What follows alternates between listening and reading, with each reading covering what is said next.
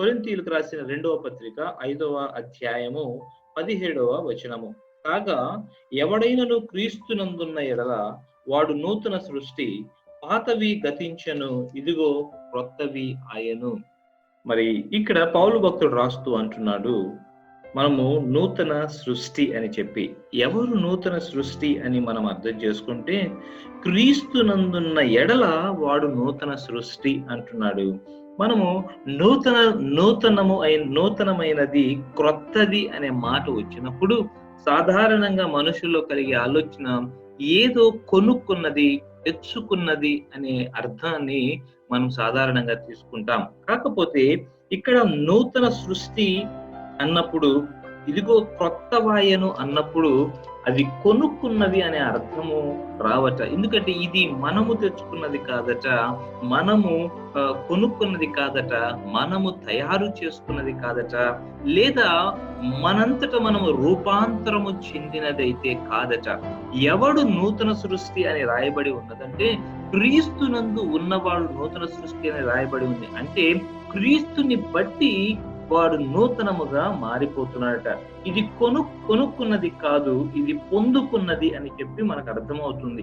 గలతీయులకు రాసిన పత్రిక 6వ అధ్యాయము 15వ వచనములో పౌలు భక్తుడు రాస్తూ, క్రొత్త సృష్టి పొందుటయే కాని సున్నతి పొందుటంది ఏమీ లేదు, పొందకపోవటంది ఏమీ లేదు అని రాస్తున్నాడు. అంటే ఇక్కడ కొత్త సృష్టిగా మనం మారటం కాదట, క్రొత్త సృష్టిని, క్రొత్తదనాన్ని మనం పొందుకుంటున్నామట. ఎవరి దగ్గర నుంచి అంటే యేసయ్య దగ్గర నుంచి పొందుకుంటున్నామట.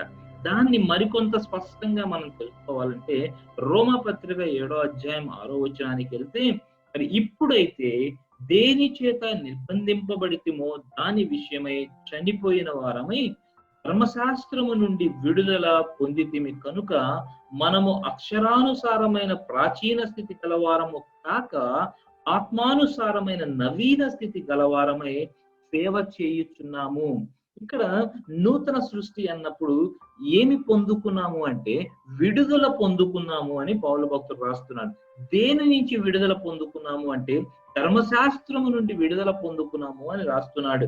8వ వచనంలో ధర్మశాస్త్రము లేనప్పుడు పాపము మృతము అని చెప్పి అక్కడ రాస్తున్నాడు. అంటే మరి విడుదల పొందుకున్నామంటే మన మీద అధికారము లేదు, ధర్మశాస్త్రానికి అధికారము లేదు, ధర్మశాస్త్రము బోధించే పాపమునకు అధికారము లేదు. మనము నూతన సృష్టిగా క్రీస్తునందు సేవ చేస్తున్నామట.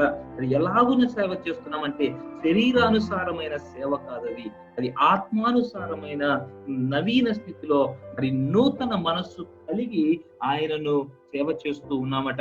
వారి హృదయము మారిపోయింది, దేవుని చూస్తూ దేవుని పనిలో ముందుకు సాగిపోవాలని.